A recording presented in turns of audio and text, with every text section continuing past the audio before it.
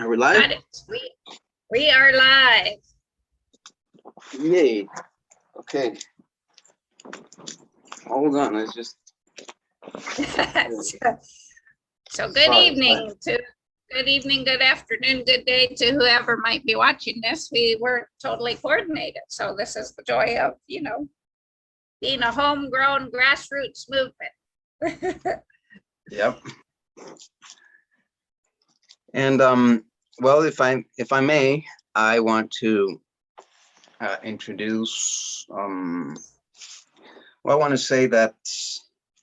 This is the due diligence of saying this is the 42nd conversation of Sacred Warrior Conversations, Sacred Freedom Warrior Conversations, and this session it's called the Fire. I put the name of the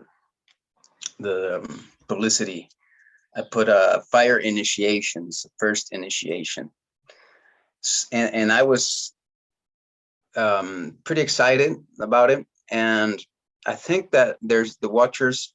We might have a couple of live viewers to this conversation, because it's attractive when you say initiation. It really sounds more of not just a conversation, and that's exactly the point. And that's what we've been doing, really, beyond just having kind of like superfluous conversations.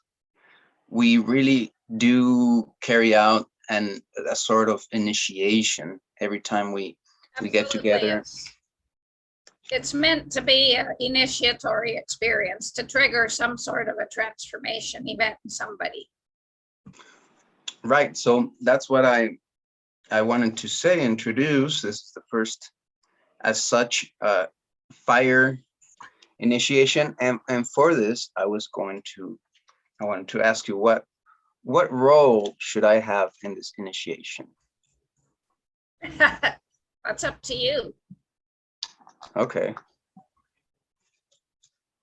So I guess I'll have some sort of the firekeeper kind of role, where I make sure that the fire's going, that the things are warm, that everybody's included. This sort of in the Aztec dance, we call it the sergeant. Sergeant is always looking. You're the sergeant, right? I'll be the sergeant. Okay. Okay. So we're ready. So get it. Let's start with whatever you're gonna start. If it's a prayer or if it's directly into the words that are meant to be said. Let's begin.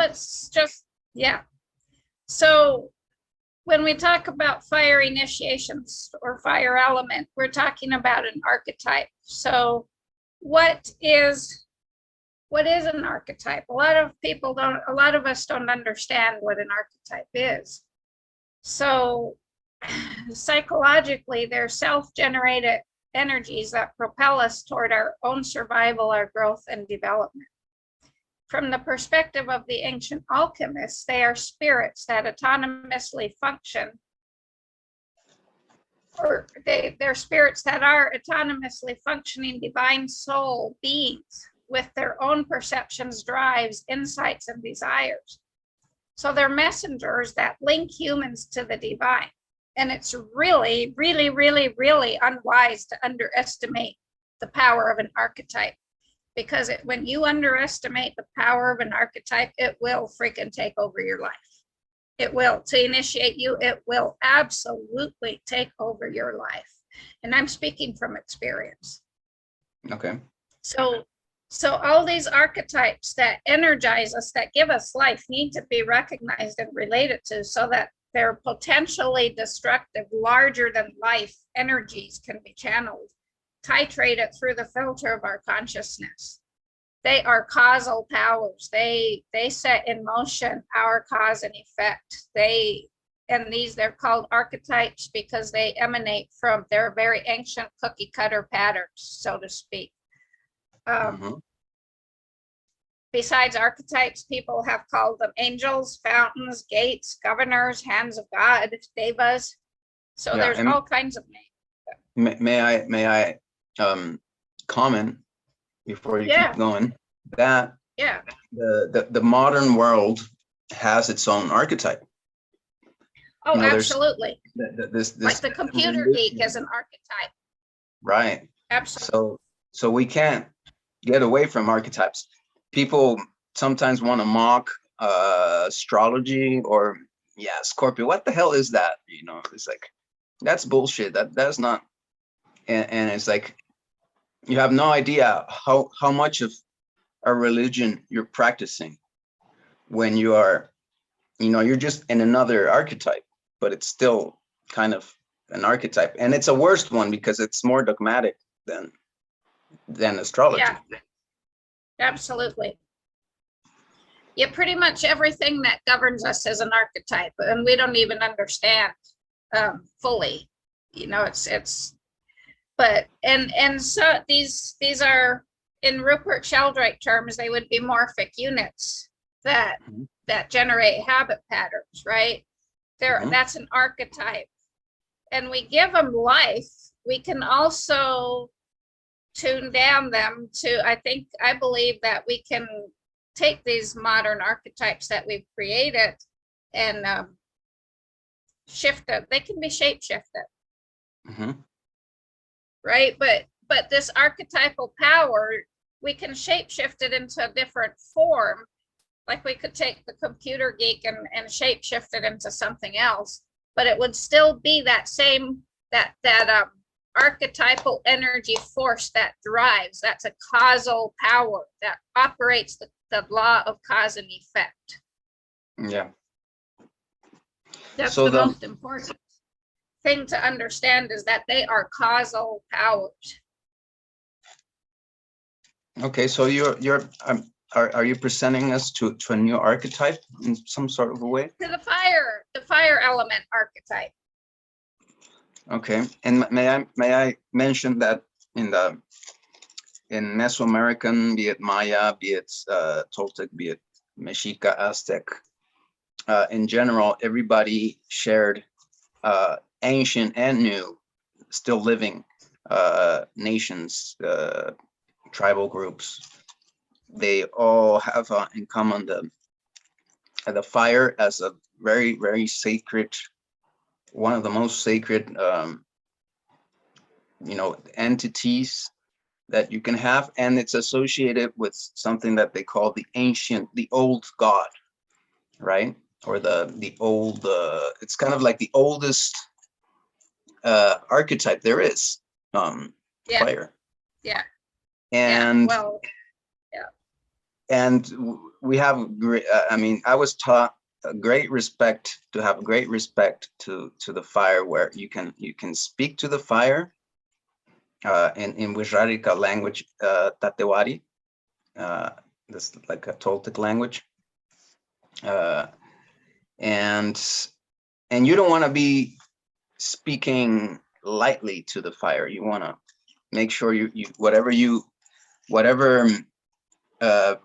thing, if you're going to promise something, because they taught us that you can change your life by promising something, by offering something to the fire, but make sure you're going to keep that promise.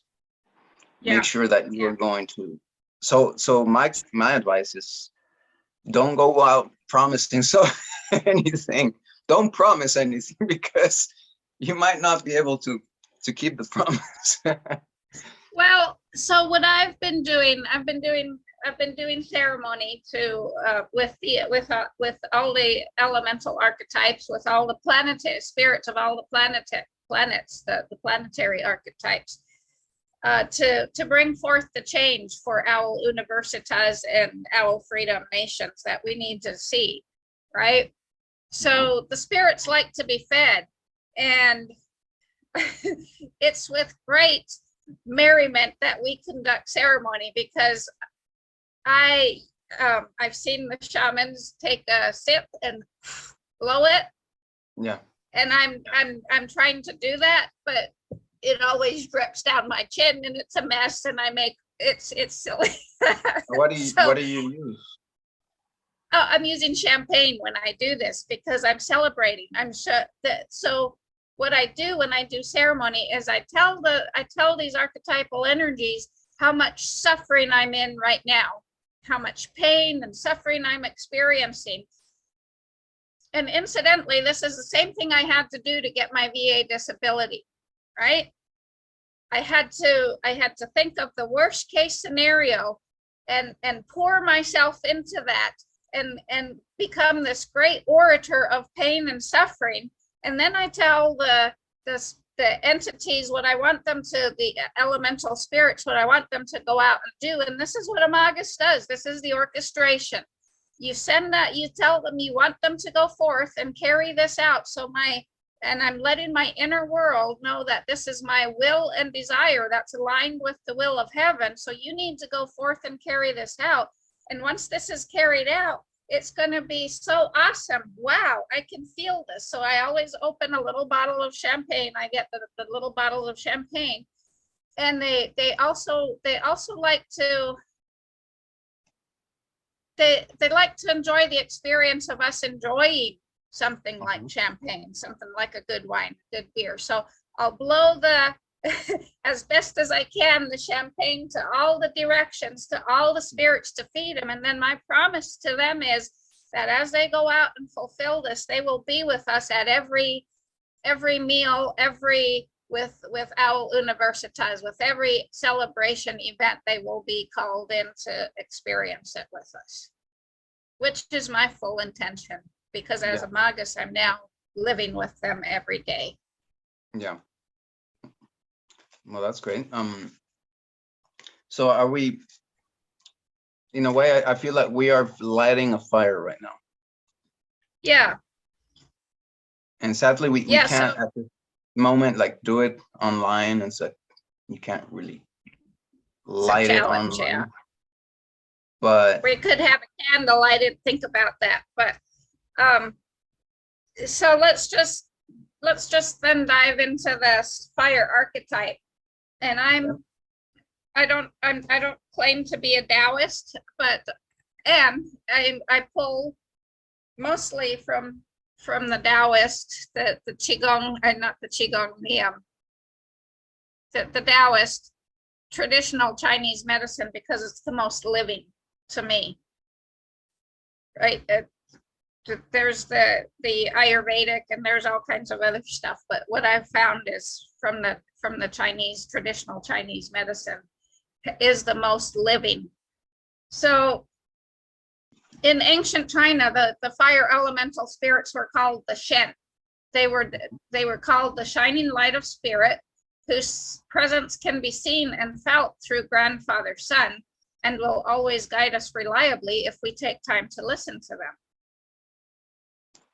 As the pole star, our North Star Polaris directs Mother Earth to true north, the Shen will always direct us to the Tao, or the galactic center, the whirling vortex of creation, the path of our true nature, the God process. Mm-hmm.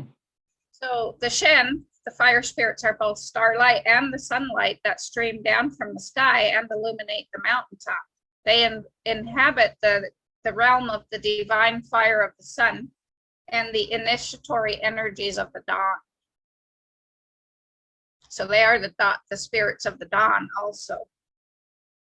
So in ancient Chinese lore, it said that when the yin and yang essences of the parents unite at the moment of conception, the star seeds of the Shen are scooped up in the ladle of the Big Dipper and poured down into the heart of the developing embryo. And I love this story. I think it's just amazing. I think it's just the most scrumptious story you can imagine.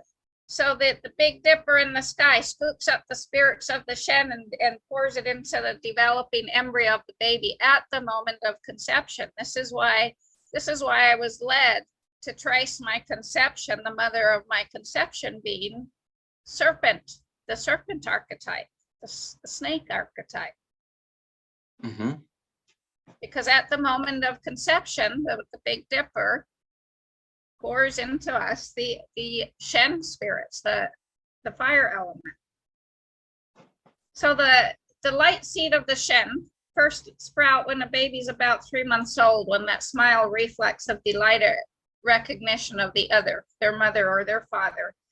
So at this moment, the first inkling of the I am separate from you, that the baby finally starts to, that inkling comes into being. And this spotlight, or this sprouting of the Shen, is the first break in the wholeness of life, the Tao, the whirling vortex of creation, because at this moment, the baby realizes it's separate, subconsciously realizes it's now separate from the Tao. So if all goes well in the life of the baby and the young child, the sprouting of the Shen seed is imbued with feelings of joy, delight, love, and wonder, all of which mark the eventual return to wholeness, to unification with the Tao, the whirling vortex of creation. So during our life, our heart spirits, the fire element, reside in the empty center of our heart official and our pancreas official, where they continue to grow and guide us on our life path. In their purest form, they're divine lemon to white light, the color of sea foam in sunlight. I love imagining them like that, just bubbles of sea foam. Mm-hmm. The Shen are the electric current of the lightning bolt that initiated the first spark of life in the primordial waters. At death, they rise up through the crown of the head and return to the distant starry realm from which they came. So we view our hearts and pancreas as just organs, parts of a machine that can be transplanted. Our hearts are our sovereign, our kings, our queens of our bodies and our minds, just like the Shen, our rulers, governors of all. Our heart, just like the sun, grandfather, elder brother, son. Mm-hmm. So our hearts are responsible for the circulation of our blood and the overall state of our emotions, as well as the well-being of the Shen, our fire elemental spirits, that archetype. Our pancreas official is responsible for the sweetness of life, the joy of life. Okay. So our hearts, as organizer of all aspects and activities of our body, mind, perform the same function as the queen or king of a kingdom. And the king or queen of a kingdom or emperor performs the same function as grandfather sun does in the whirling galaxy. And then the North Star, our North Star Polaris, does the same thing for our entire. The grandfather sun is the emperor of our solar system. Our North Star Polaris is the emperor of our entire galaxy. It's the biggest nesting doll, right? Yeah. So like like the North Star that unifies everything, and the sun or the king and queen or emperor, our heart and pancreas are united by their joy-filled sweetness of life organizing function. And each holographically contains the other, and at the center is the lemon to white light, the color of sea foam and sunlight, the Shen, the scintillant God spark that lights each one of us up. The heart, queen, king, grandfather, son, North Star emperors, they govern and harmonize and unify an infinite number of separate individual energies. The pancreas official, which would be Venus in the sky, would also do the same. And this task of joining all into a single unity while allowing each to retain its own particularity is accomplished by each of them in the same way. The cosmic law of Wu Wei, non-doing. This is the way of emptiness. It is the way of discovering joyful bliss and wisdom. It is the way of the Magus that orchestrates with all of creation. This is a way of paradox. The Magus flood channeler. And why would it be a flood channeler? Because when you open your heart, you're channeling in a flood of beauty, a flood of love, a flood of non-doing.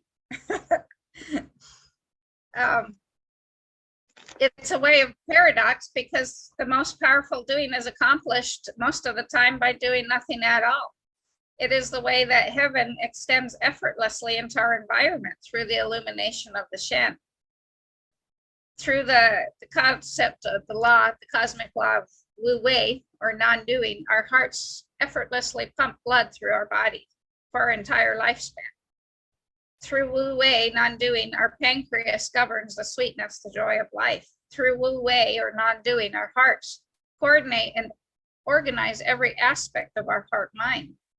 Through Wu Wei, non-doing, our pancreas official channels and governs the sweetness of our lives to keep us in balance. Grandfather Sun exhibits Wu Wei as he orbits and transforms 4 million pounds of himself into radiant energy every second, showering us with his energy. Venus performs Wu Wei, or operates by the cosmic law of Wu Wei, by reflecting the light of Grandfather Sun and radiating her music of sweetness and beauty into our pancreas official. And yet we don't even recognize this form of government, this law of Wu Wei, doing nothing, that generates all of life. So at the moment of receiving a personal name, then as a baby, our heart spirits, our Shen, our fire element, is activated. The fire element in nature is nature at its peak in the summertime. It's the summer season. The Shen spirits are all around us because it's illuminating the 10,000 individual things, manifestations of the Tao in the world. So joy and love are the emotions that are associated with the fire element. Yeah. Fire governs the moment to presence in life that is reflected in the steady beating of our hearts. So the key life themes of those born in the time of the fire element. I mean, we all, even if we're not born in the summer, we all, of course, have the Shen spirit. But those born in the summertime, in the time of the Shen, they see the light. They see their world through the lemon to white light, the color of sea foam and sunlight. That's their perception through the hearts, through their heart and their pancreas. So how would we receive an initiation by these? A heart attack, diabetes, are our biggest indicators. Any that we're not listening, that we're not incorporating this archetype into our life. So the key life themes for those born in the fire time are transforming attachments to the desires of the imagined self into the ability to surrender to the acknowledgement of truth that lies in the inner heart. It's also the powers of forgiving. It's also the powers of surrendering. And we'll talk about that more. People we don't like the word surrender because it feels like giving up. We don't like to forgive because lots of reasons, and we won't go into that tonight because that's a whole nother story.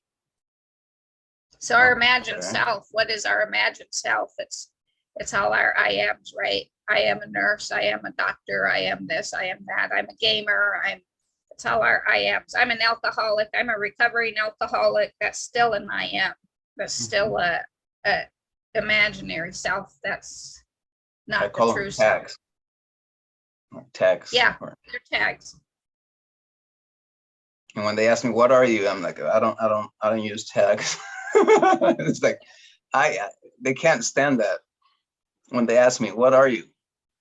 And I always like have a conflict of answering. Yeah. So an imbalance to the excess of fire energy, fire Shen spirits, is a statement. My insight is so profound that I must actively control every aspect of my life as well as the lives of those around me. So control is a big button of the fire of the Shen, of the fire element archetype. The fire triggers the button, or the other way around? The desire for control.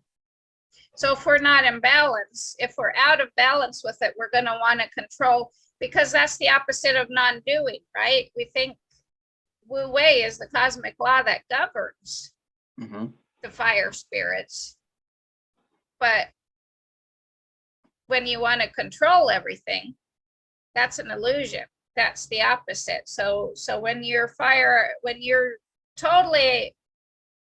you're taking your, and we can impose our will on these spirits so they don't sit, and they speak in a harmonic language, a musical language, vibration. And when we impose our imbalances on them, they have to sing to our tune. They cannot. So we're adulterating their tune. So when we take them to the furthest extreme, then we're saying we have to control every aspect of our life. We totally abdicate, we totally adulterate the law of Wu Wei, non-doing. We've got to control every aspect of our life and every aspect of everyone else's life that comes into contact with us. Okay, big lesson. And yeah, that's the what causes, I think, anxiety. Oh yeah, absolutely. And that's one of the illusion of control. Yeah. The mother of all addictions or indulgences, is anxiety. But then we live in a world that is just plagued by this energy of non-Wu Wei, of everything has to be under control. Everything, you have to be controlled. You have to control yourself. You have to behave. You have to follow orders. Everything is. We live in a mass psychosis of control. So it's kind of difficult to find the Wu Wei in this world. Yeah. Well, so then world. when we impose our dysfunction, swinging to the other side on them, it's control is illusion in a chaotic world. So therefore, I must surrender to my desires and the desires of others to be happy. So it's, you can see that, and we swing. We see the extreme, the pendulum extreme in everywhere we look. We very rarely see the middle where the pendulum is just swinging enough to keep time, right? Right. So the irony at the heart of the fire elemental spirit archetype, summer season, is that true control comes from the law of Wu Wei, doing nothing.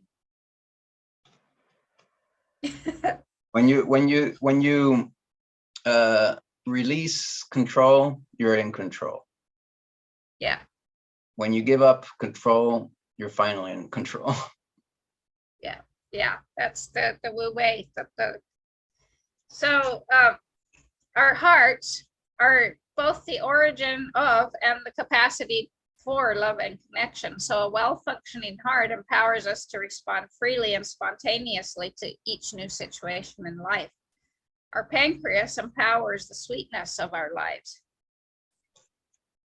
The healthy experience of intimacy with others is based on knowing what's in our hearts, and the organ functions that contribute to our experience of intimacy are paramount to the integrity of each human being. So the fire officials are the heart and the pancreas. And I've added the pancreas. The pancreas barely gets even any mention in traditional Chinese medicine. And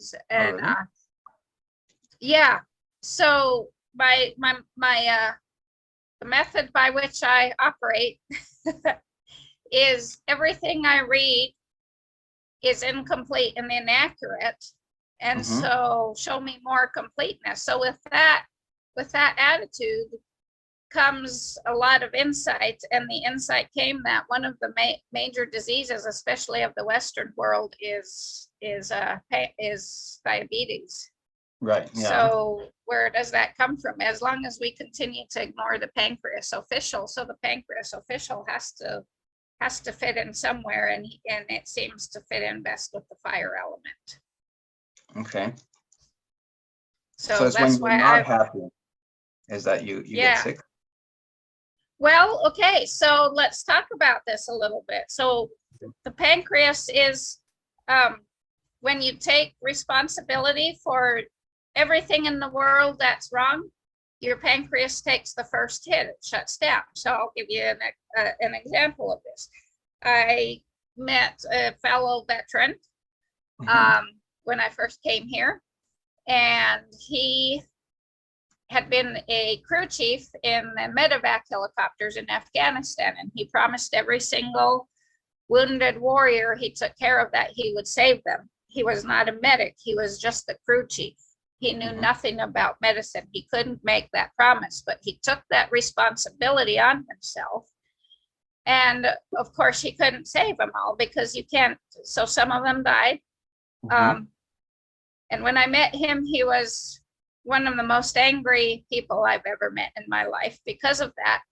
Well, then he found some sweetness. Despite that, he found sweetness in life by putting his hands to work, his talents. He would make furniture, amazing furniture. He was supposed to make me a table of this big pine, white oak tree that came down in a fire.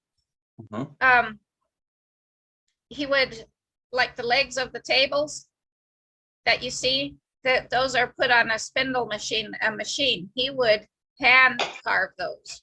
And he delighted in doing that. That was his joy in life. That was his sweetness in life. And he had made friends with a guy who had a sawmill, so they were cutting their own lumber. Well, that friend apparently was not listening to his fire archetype because he had a heart attack. And then then their sawmill burnt down, and that friend died. And this veteran, within days of all that happening, he became diabetic. His pancreas shut down. His joy of life was absolutely, his sweetness in life was absolutely gone. Wow. Yeah. That is how profoundly these initiation experiences work. Is diabetes permanent? No. No. Someone works to bring back the sweetness in their life. I have another friend. She and her husband were going through divorce when her kiddo was like 4, and her kiddo took on her young girl, 4-year-old young girl, took on the responsibility that of unknowingly, subconsciously, that it was her fault that mommy and daddy were divorcing, and so she became a diabetic and almost died. Oh, wow. She shut, right? So, and she still is, of course, because medicine believes that diabetes is non-healable. So this is the power of the initiatory. This is the power of the archetypes. Like I said at the beginning, they will take over your life and destroy it if you don't listen to them. Till and every knock gets louder, every baseball bat gets bigger. So the heart is the origin of the capacity for connections, as well as the ultimate goal of connection. Again, a well-functioning heart empowers us to respond freely and spontaneously to each new situation in life. So as we lose touch with our own hearts, the capacity for intimacy with ourselves first and then others dwindles. And intimacy, the one thing the heart longs for, poses the greatest threat to the mind in its attempt to avoid pain. And this is the root of all addiction, is the attempt to avoid pain. So the heart official rules the blood, and the constancy of its beat reflects its commitment to filling its role as the sovereign ruler of our bodies. The pancreas official produces insulin and glycogen necessary for maintaining the correct level of sugar in the blood. This is the balance of sweetness and love in our lives. Without the correct balance, we swing between being sweet and bitter, between feeling loving and happy, between having an upbeat and energetic attitude and lacking energy, purpose, and direction. So pancreas issues are associated, directly connected with maintaining the balance of I need, the giving and receiving, working and playing. And if we don't listen, if we don't take the little clues, we're going to have a heart attack that kills us. right? That's the ultimate end. And what's the source of all heart disease? The energetic source under with the Shen official is with the Shen spirits is the inability to open our hearts to love. Wow. So how will we experience initiations by the Shen spirits, by the fire elementals, in many, many ways? Since we've been talking about initiations, I believe it feels like the whole month of June, and I'm still going through initiations. Mm-hmm. It's not pleasant. It's really. waking up with headaches. It's waking up feeling dizzy. And it comes and it goes. And I've been watching Mother Earth's energy spike. So I'm feeling it before she even starts spiking. So I'm feeling her build. Mm-hmm. To me, this is an initiation of going beyond, because remember the initiation transforms us to a point beyond where we ever were. And it's time, as I've been doing ceremony, I've been telling my elemental archetypes that it's time for change. It's time to share this. It's time to bring our living human or living men and women, brothers, fellow earth travelers into Owl Freedom Universitas, so we can learn how to be self-governed. Mm-hmm. And so an initiation has to transform me into. Right. And if you're probably doing, like, I feel like you are in a way working already with the souls of those who will be there, even if they're not there. It's really weird. I really feel like it's they're there, but they're not there, right? Right. Yeah. Absolutely, I am, because because all is mind, all is connected, all is one. So as I'm calling for the physical bodies to appear, I absolutely am working with the souls. Yeah. So it's just a matter of and this is not new. I've read about shamans that would call on their disciples, and they would be once the disciple got there, the first thing the teacher or the shaman would say is, "I've been waiting for it. Why did it take you 2 years to finally come?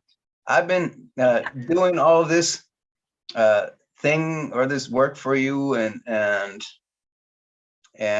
what not even like he would do all these kind of callings or things for them, and not until like the first one wouldn't work, so he would do a second one, and he would do a third one, and he would, once he was finally there, he would tell them, it took me, it wasn't until I had to do this.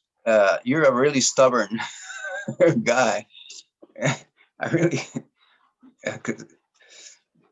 so something like that, not exactly like that, I think, because it's really not anymore about disciples. I think we're all No, it's kind of about going into uncharted territory, because all of these shamanic stuff was, I think it's already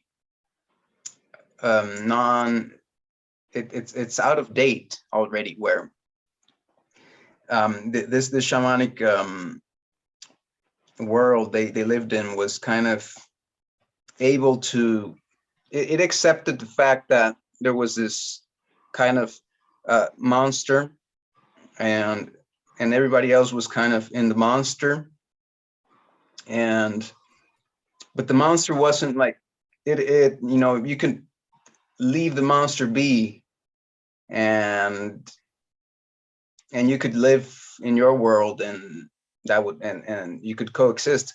But today I really see that this monster kind of exploding, right, wanting to drown. out of alignment. It's gone out of alignment. I mean, it's just too big already. Yeah.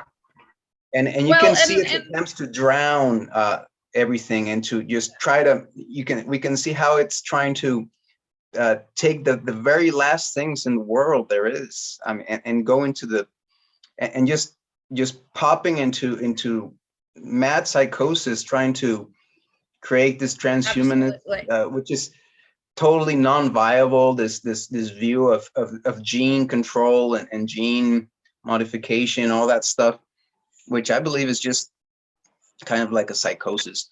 And but then it's an idea that someone has, but we give it life because we're so out of balance. We pour ourselves, oh my God, look what they're trying to do to us. And so therefore we give it life instead of going like that. What, are you out of your mind? I'm not paying any attention to that. I'm governing my own life. Yeah, we have to do that. I mean, that's a solution. But what I'm trying to say is that this monster, that the times have changed also in the shamanic world, and the teachings are not going to be the same. The ways are not going to be the same, and we're all going into uncharted territory. Absolutely, and the thing is, this template of holism. So each shamanic practitioner has their own lineage, and we've talked about this before, right? They learn from this master and they learn only from that master, right? Yeah. So like one of my first teachers was Dr. Violdo, so therefore I should worship the ground he walks on and learn from only him. Well, no, I can't do that because I don't understand a lot of what he says. So how do I go about understanding it? By going to traditional Chinese medicine, by going to the Vedas, by going to the Hindus, by going to this, by going to that. And that's where you pull pieces from there, pieces from there, pieces from there. If what the ancient shamanism that doesn't work anymore is basically like taking one thread and weaving your shirt out of it. Please tell me your shirt's not made of only one thread. Yeah. That's what that's the limitation of same thing with religion. I'm a Seventh-day Adventist. That's like taking one thread and weaving your entire life, weaving all your garments out of one thread. How are they going to hold together? Yeah. So we're not getting into the forgiveness and all these. We'll do that next week. But forgiveness, surrender. Surrender. How many of those are there? There are 4. There's forgiveness, surrender, healing, and I forget what the 4th one is, but the forgiveness and surrender are really big. And we don't, like I said at the beginning, those are 2 words we do not like. Well, I find it the things that are, a lot of people don't like them. I think it's like easy. I don't know. I'm always up for forgiving and always looking forward to forgive something or somebody. We like to suffer. So we like to hang on to our grudges. Why should we forgive? We don't understand that not forgiving is like drinking the poison to kill our opponent, right? Yeah. That's what not forgiving is. It's I'm drinking the poison so you'll die. Doesn't work like that. Right. Okay, so we'll talk about that. We'll go into those initiations next week. So, in the meantime, for anyone who listens to this is listen to your Shen spirits, your pancreas and your heart this week, and see what they're telling you. Listen to the season of summer as it progresses. Because the fire elemental spirits, the Shen spirits, are all around in it. It's not just one, it's one big field of spirits. The summer process is one big field, but there's many there. Like I said, they're like soap bubbles. Right. And feel I would tell anybody listening to this to have the freedom, take the freedom to break the rules, to break the schemes, to break the methods. Obviously, it's like, or it's like a glass, you know. You can break it, but first you want to try it out. You want to use it, right? So don't break the rules if you don't understand the rules, if you haven't followed the rules, if you haven't lived the process, which is also a big lesson that was coming to me these last days, where and it's something that, you know, I observed from native people, where they are very good at going into their negative processes, into their suffering, and you can see them being so patient and so into this negativity, right? And you could criticize them and say, hey, why aren't you overcoming this negativity? Why are you not doing something about this very negative situation you're in?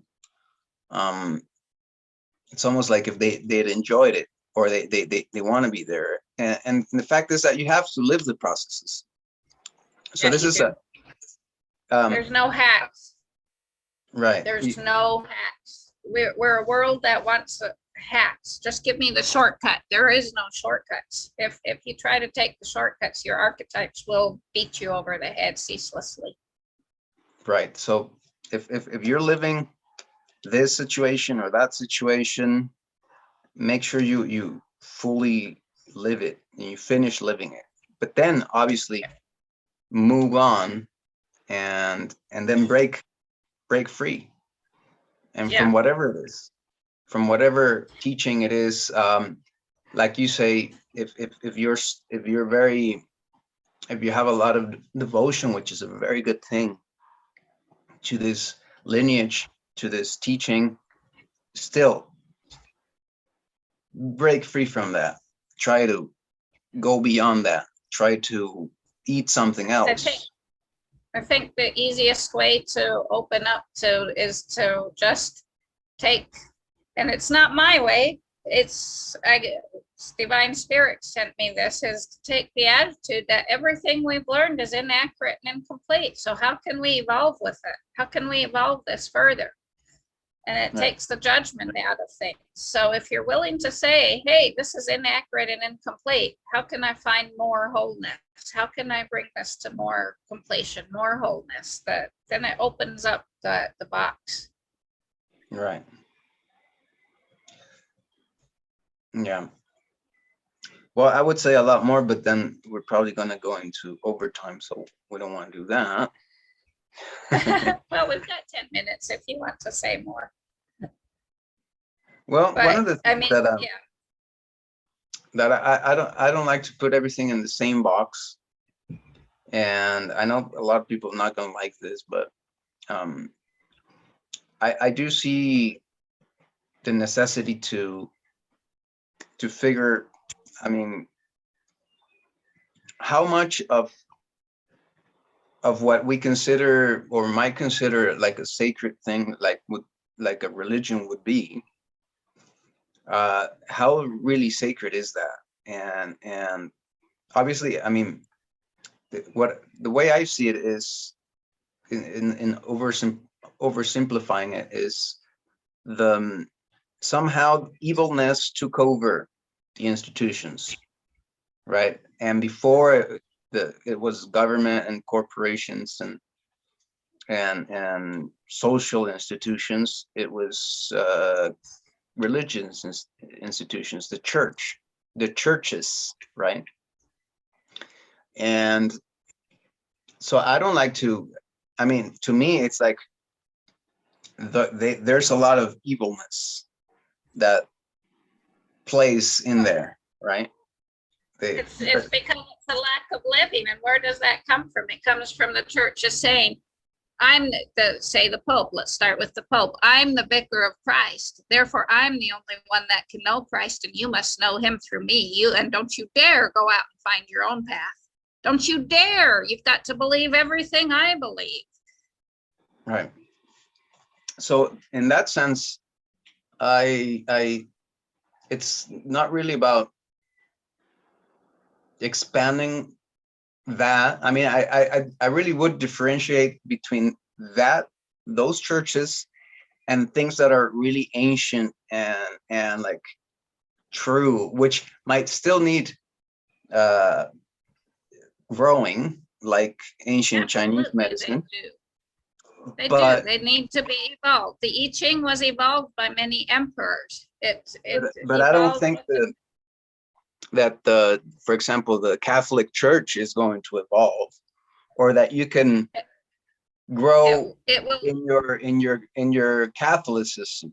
I mean, to me, it's like you have to really realize that that's a trap, and you have to leave that trap. Here's the bottom line of anything: if it doesn't evolve, it will die.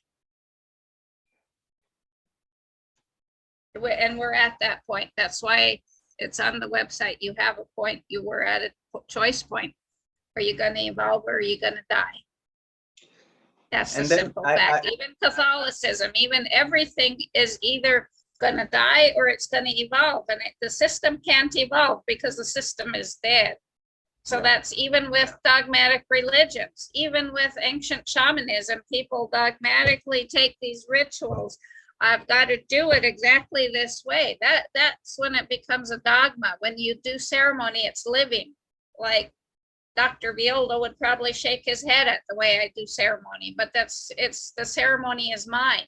I don't care if he shakes his head at the way I do ceremony. The ceremony has become mine because I've got to become intimate with the spirit keepers of the directions. I've got to become intimate with because they are archetypes also that govern our lives. Right. Right. And every indigenous culture has their own spirit keepers of the directions, and there's not one right and there's not one wrong. They all give us a different perception that then helps us develop our own ceremony, so it becomes it's our own living wholeness. So that's the richness of being transcultural and transdisciplinary. Yeah. Transdisciplinary. But I want to leave this reflection, just kind of to balance. I've been, meditating a lot about this, and there's like all the laws, there's the dynamics of the universe, polar dynamics, which in the Andean world they call the Yanantincuy, which is the encounter of the opposites, or there's this one principle that I find, which is the mutable and the fixed, right? And I find a balance between those, and somehow the archetypes that have been given to me, and which I still carry strongly, are all fixed archetypes. So it's very interesting. So you speak a lot about mutation, and I totally agree with everything you said. But I still want to point out that there's the other principle, which is the fixed nature, right? There is a fixed nature, and which is, it's like, it's always good to have two things. It's always good for something to change, but there's always has to be something that doesn't change. There's always has to be something that stays fixed. The cosmic laws are fixed. They're not mutable. They are absolutely fixed, but they allow for the constant evolving and shifting and changing that happens because they're fixed, because they're not they're not changeable. And even though some teachers will tell you some of these laws can be transmuted, like the law of polarity, bullshit. You want to transmute the law of polarity, then you're not going to exist in human form. I'm sorry. You're not going to experience life in human form. That's what I wanted to point out is this dynamic of the mutable and the fixed, where something has to stay fixed. Something we need that, and somehow I get the feeling that the need to speak out for that fixed, because I've been given a lot of fixed archetypes. So it's like, hey, please speak out. They're like telling me, hey, go out and all this mutation, which is necessary. And you yourself, I myself, defend the new fire, which is the name of my tribe in the Quechua language, Moshoknina. It's a lot of mutation, a lot of burning. So a part of me wants to speak out and say, or these archetypes want to speak through me and say, don't forget to mention the fixed, that there's something that needs to stay fixed, and that we need to have that fixed nature in order to have the mutatable nature. Yeah, and I think some of these, like the modern archetypes, like the computer geek, the pirate, some of these, and this is, we learn about this in Owl Universitas, is these modern archetypes. I think they're not fixed by any stretch of imagination. They are not fixed. These are something we've poured ourselves into, but the spirit keepers of the directions are absolutely fixed. They mutate because every tribe has their own name for them, but the actual energy of the archetype is fixed. That energy field is fixed. Like, so somehow it's like the energy or the universe has this part that grows, but at the same time we can't just let it all mutate, because it would just go into chaos. Absolutely, it would go into pure entropy. It would dissipate into nothingness. So there has to be something fixed, and so there's some very basic